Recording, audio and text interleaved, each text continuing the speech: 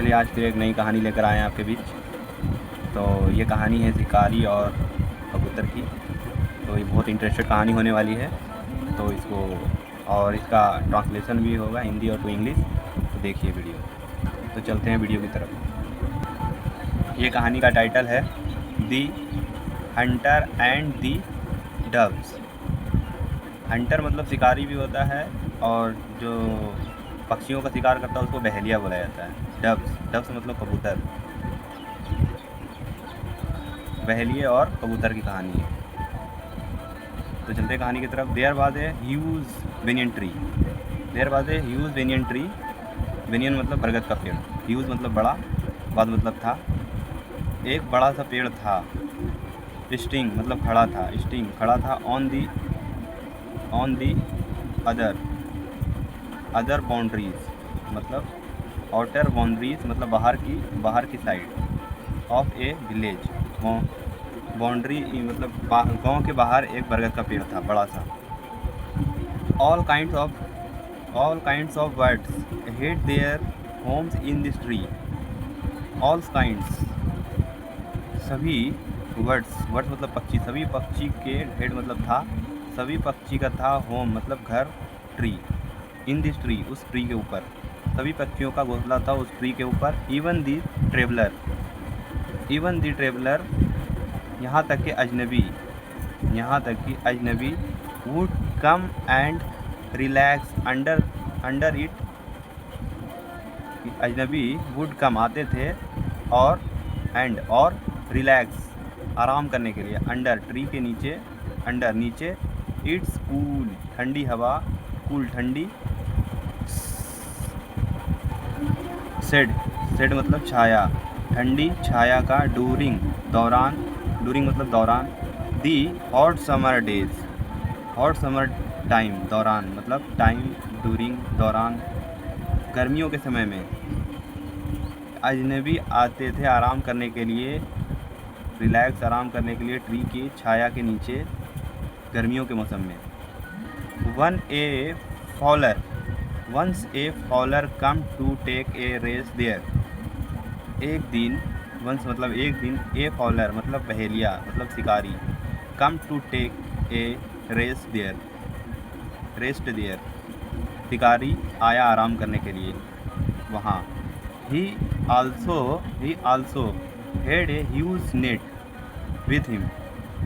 उसके भी, आल्सो मतलब उसके पास भी था, हेड मतलब था, ह्यूज नेट बड़ा सा जाल था, विथ हिम उसके पास, विथ मतलब साथ था, उसके साथ था बड़ा सा जाल। He set his net under the tree. He set his net under the tree and stuffed some grains of rice to lower these words. He set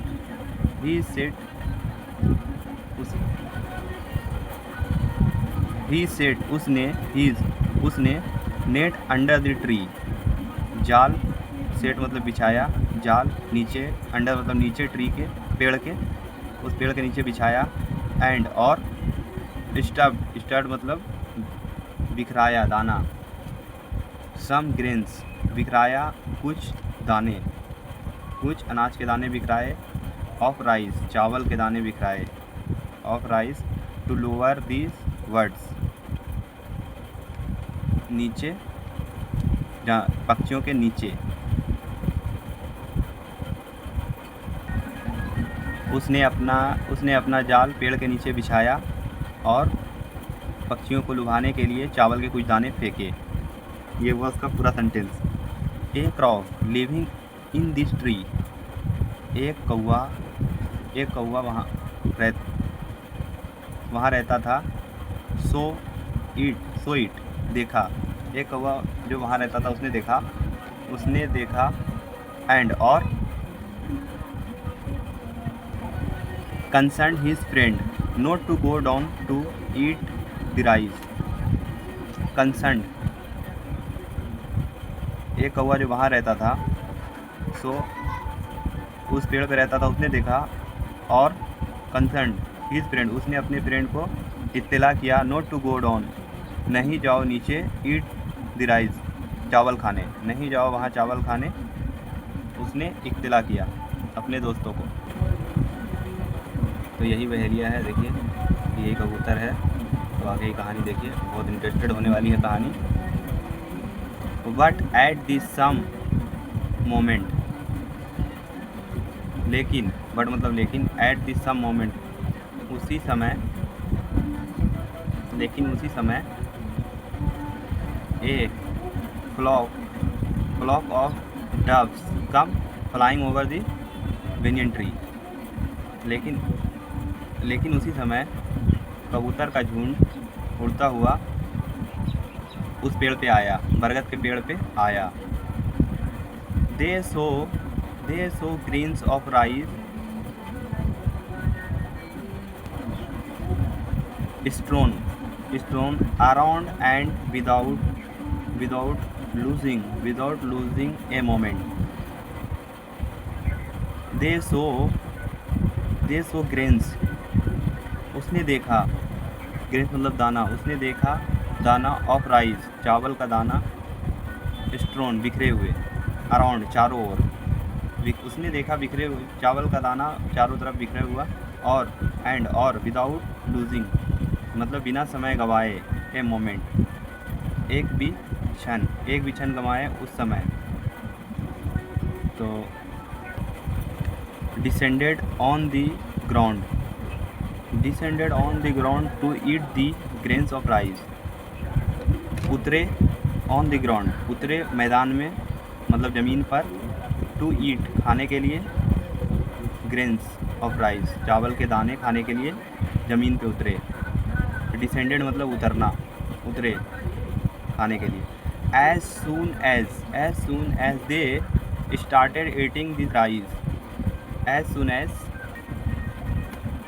as मतलब जैसे ही, दे मतलब उन्होंने, स्टार्टेड मतलब शुरू किया, जैसे ही, ईटिंग राइस खाना शुरू किया, जैसे ही उसने चावल के दाने खाने शुरू किए, huge net feel over them and they were all trapped, A huge net, एक बड़ा जाल, फेल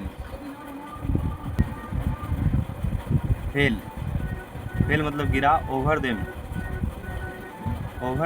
एंड दे वर उसके ऊपर, ऑल ट्रैप्ड सभी फंस गए, एक जाल उसके ऊपर गिरा और सभी फंस गए। दे ट्राइड मतलब कोशिश किया, उन्होंने कोशिश किया,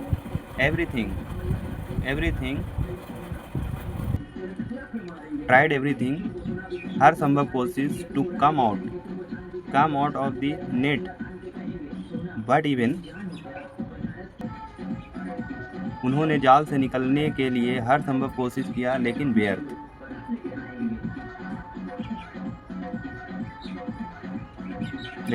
सभी व्यर्थ। Come out net but even सभी व्यर्थ। They saw this fowler coming towards them, they उन्होंने सो देखा, दिस फॉलर मतलब शिकारी, बहेलिया शिकारी, कम टूवर्ड्स देम उनकी तरफ आ रहा है, शिकारी उनकी तरफ आ रहा है। He was very happy to find a large number of doves trapped inside the net. He was very happy, वह बहुत खुश था, to find a large find number of doves, large मतलब अधिक, बहुत ज़्यादा संख्या में, ट्रैप्ड मतलब फंसा, इनसाइड द नेट जाल में, बहुत ज़्यादा संख्या में कबूतर फंसे जाल में। तो शिकारी बहुत खुश था और उसकी तरफ आ रहा था। However, the king of doves was very intelligent and clever. हालांकि हालांकि द किंग्स ऑफ डव, कबूतर का राजा, वॉज वेरी, था बहुत, इंटेलिजेंट मतलब समझदार, बुद्धिमान, और क्लेवर, बुद्धिमान और क्लेवर मतलब चतुर, बहुत चतुर था। He said to other doves, उसने कहा दूसरे कबूतर से we must do something immediately of free ourselves from the clutches of this fowlers. हमें मस्ट डू समथिंग कुछ करना चाहिए, इमीडिएटली तुरंत टू फ्री और सेल्फ इससे बचने के लिए फ्रॉम दिस कल्चर्स, इसके चंगुल से ऑफ दिस फॉलर, बहेलिए के चंगुल से निकलने के लिए तुरंत हमें कुछ करना चाहिए। इसका पूरा प्रोनाउंसिएशन यही है। आई हैव भी बोल सकते हैं, आई हैव एन आइडिया, मेरे पास एक उपाय है। I have an idea. We should all fly up together, clutching this net in our beaks मतलब चोंच। We should all fly,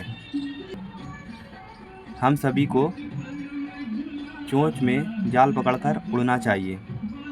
we मतलब हम, विल डिसाइड मतलब चर्चा, और we should all fly up, उड़ना चाहिए अप ऊपर, टुगेदर हम सभी को, क्लचिंग दिस नेट इन और ब्रेक्स चोंच में लेके उड़ना चाहिए। We will decided our next